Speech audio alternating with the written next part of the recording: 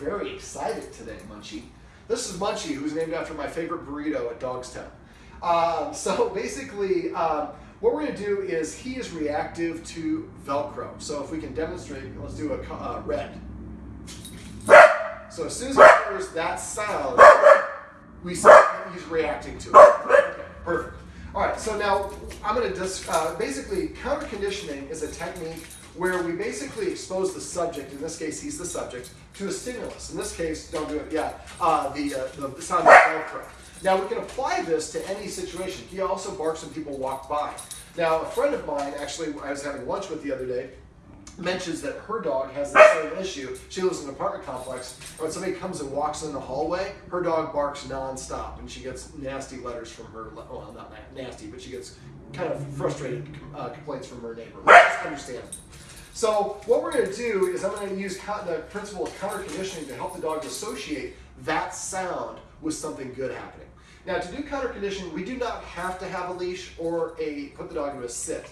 These are my little tricks of the trade that I like to use. If the dog can't sit down, or when I start letting it chew on the treat like it is now, if it stops chewing on the treat and looks away, that means the stimulus, in this case the Velcro, is too close to the subject.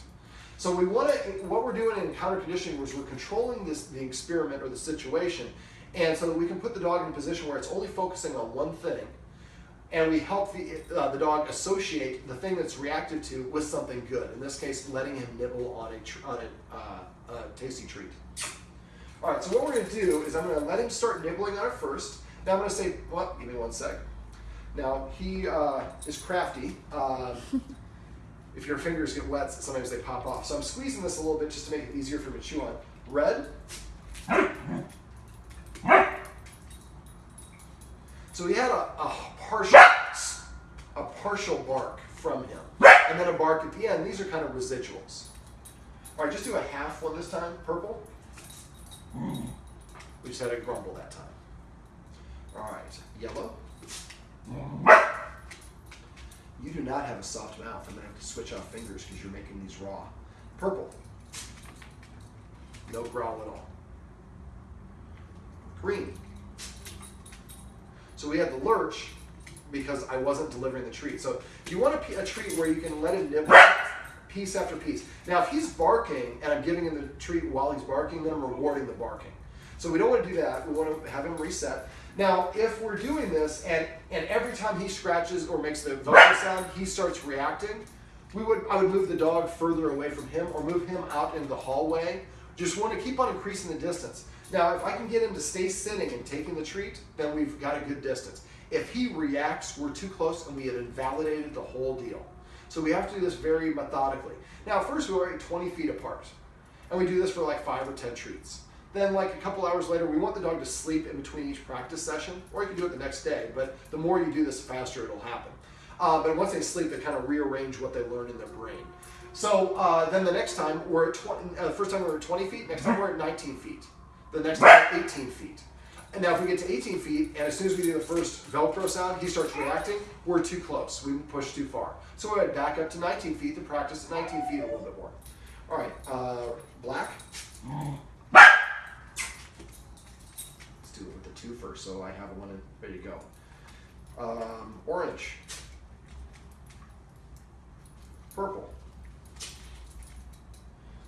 Now, we still see that he's looking over there and he's kind of grumbling under his breath, but now it's starting to come, with enough repetition, he starts to associate. When I hear the Velcro sound, I'm getting tasty treats. Can we have like a Velcro fetish party over here or something like that? A lot of Velcro? Because he's going to think that he's going to get a treat each time that happens. So counterconditioning is a great technique. It takes a lot of time and practice, and that's the thing that kills most people is they push too far too fast or don't practice it out with your dog.